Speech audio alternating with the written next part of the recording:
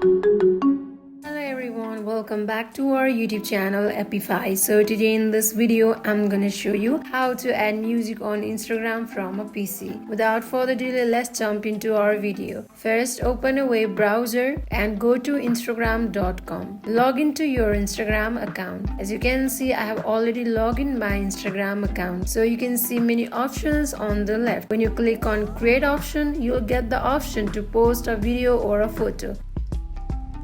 Now let me select a photo. This file is large, so let me select a video instead.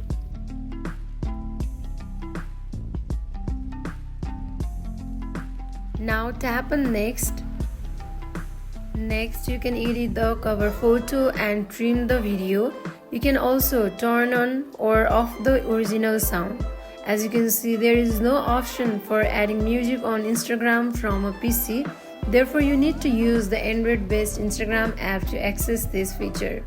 So that is it for today. If you guys like this video, do not forget to like, comment and subscribe our channel. Thank you for watching.